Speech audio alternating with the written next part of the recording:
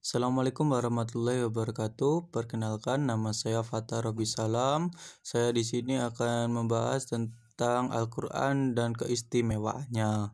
Bahwa yang sudah kita ketahui selama ini, Al-Quran adalah kitab suci umat Islam yang akan terjaga kemurniannya hingga sepanjang masa.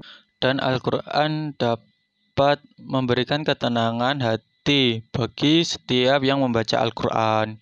Sejarah diturunkan Al-Quran. Al-Quran diturunkan Allah kepada Nabi Muhammad SAW dalam jangka waktu kurang lebih 23 tahun melalui perantara malaikat Jibril secara beransur-ansur.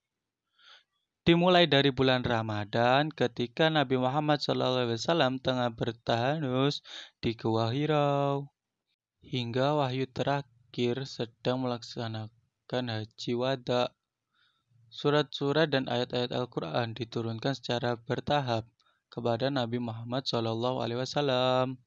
Hal ini dijelaskan dalam Al-Quran, firman Allah, Quran Surat Al-Isra ayat 106, yang artinya, dan Al-Quran itu telah kami turunkan secara beransur-ansur, agar kamu membacakannya perlahan-lahan kepada manusia, dan kami menurunkannya bagian demi bagian. Al-Quran diturunkan dalam dua periode. Periode pertama yaitu periode sebelum hijrah, dan periode kedua yaitu periode sesudah hijrah. Ayat-ayat yang turun pada periode pertama dinamai ayat-ayat Makkiyah, dan ayat-ayat yang turun pada periode kedua dinamai ayat-ayat Madaniyah. Periode pertama yaitu periode Makkiyah atau disebut periode Mekah, yaitu ayat Al-Quran yang turun sebelum Nabi Muhammad SAW melakukan hijrah ke Madinah. Berjumlah 86 surat, diturunkan selama 12 tahun 5 bulan. Wahyu yang pertama kali turun pada tanggal 17 Ramadan 610 Masehi di Gua Hirau pada saat Nabi Muhammad SAW bertahanus adalah surat Al-Alaq ayat 1-5. Pada periode Makkiyah telah menimbulkan bermacam-macam reaksi di kalangan masyarakat Arab ketika itu. Reaksi-reaksi tersebut nyata. Ketiga, yang pertama, segolongan kecil dari mereka menerima dengan baik ajaran-ajaran Al-Quran. Kedua, sebagian besar dari masyarakat tersebut menolak ajaran Al-Quran. Yang ketiga, dakwah Al-Quran mulai melebar melampaui batas Makkah menuju daerah-daerah sekitarnya.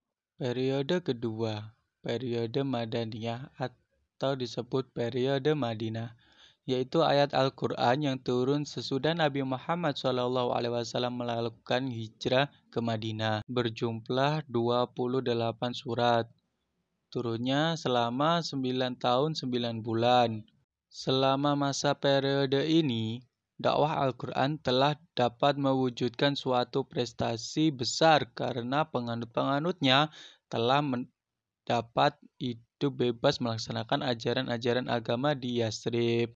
Wahyu yang terakhir diturunkan kepada Nabi Muhammad SAW adalah surat Al-Ma'idah ayat 3, yang artinya pada hari ini telah ku sempurnakan untuk kamu agamamu, dan telah kucukupkan bagimu nikmatku, dan telah kuridhoi Islam itu menjadi agamamu.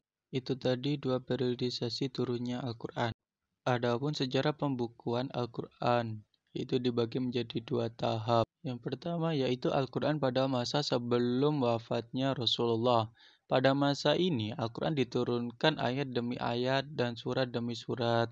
Karena kefasihan dan keindahan bahasanya yang luar biasa, ia tersebar dengan cepat dan menakjubkan. Secara sembunyi-sembunyi dan malam-malam yang gelap, kaum muslimin datang mendekati rumah Nabi Muhammad SAW untuk mendengarkan ayat-ayat Al-Quran yang sedang beliau baca. Kaum muslimin juga bersungguh-sungguh dalam menghafalkan dan mempelajari Al-Quran, karena Nabi Muhammad SAW diperintahkan untuk mengajarkan Al-Quran kepada mereka. Setelah Nabi Muhammad SAW hijrah ke Madinah dan urusan kaum muslimin menjadi literatur, beliau memerintahkan kepada sekelompok sahabatnya untuk memperhatikan keadaan Al-Quran, mengajarkan, mempelajari dan menyebarkannya.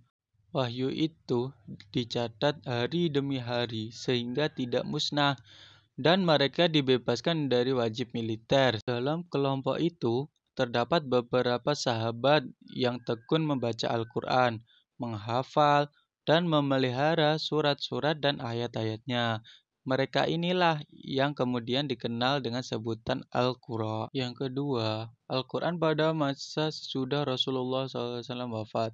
Sesudah Rasulullah SAW wafat, Ali bin Abi Thalib diam di rumahnya untuk menghimpun Al-Quran dalam satu mushaf menurut urutan turunnya.